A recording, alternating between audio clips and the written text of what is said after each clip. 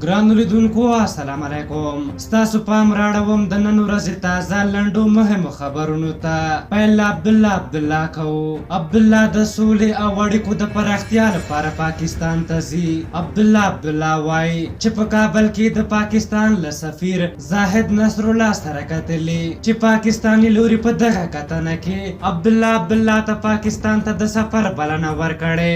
عبدالله بیا ویلي چې په مناسب فرصت کې به دغه هیواد ته سفر وکړي. د زندانونو د تنظیم د ادارې رئیس احمد راشد توتاخیل ویلي په هغه لست کې چې طالبانو له لوري افغان حکومت ته سپارل شوی د داسې زندانیانو نمونه هم شته چې د جنایي او اخلاقي جرایمو په تور نیول شوي او دوی د طالبانو د لست پاتې 1590 بندیان نخوشي کوي. ولسمشر غني په مشرۍ کابینې نن پرېکړه کړې چې د هیواد څلور دېرش ولایتونو کې د هر ولایت لپاره یوه ښځینه مرستیاله وټاکل شي. لوګر نن سهار 9 بجې د لوګر مرکز پل عالم کې د دې ولایت د ولایتي شورا پر غړې نفیسه هجران د وسلوالو لخوا برید ترسره شوی او نفیسه هجران او ډرایور دواړه ټپیان شوي. په افغان جاپان روغتون کې یو شمېر مسؤلین وایي د دې روغتون لسګونه کلمه تجهیزات غلا شوي او یا چیرته پټ کړل شوي چې په تدریجي توګه له دې روغتونو وایستل شي.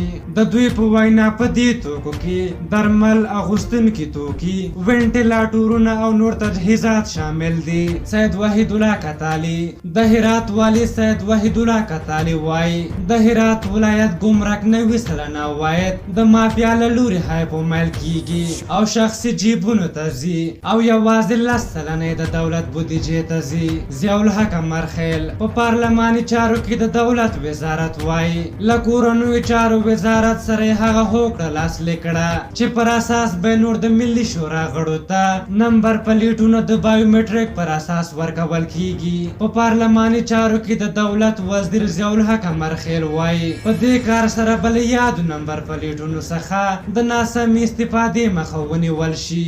بین الافغاني مذاکرات د سولې بین الافغاني مذاکرات تر نامعلوم وخت پورې ځنډېدلي.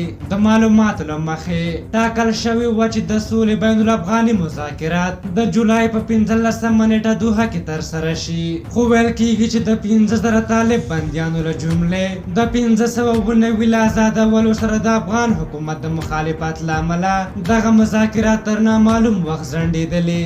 او وروستی خبر دا دی چې روغتیا وزارت وایي خلک دې د کورونا په درشل کې د ماشومانو له زیږولو څخه ډډه وکړي. په هر حال دا د نن ورځې تازه لنډ او مهم خبرونه تر بیا چې ستاسو چوپړ ته راځم په لویو بخښونکي خدای مسپارم. د الله په امان.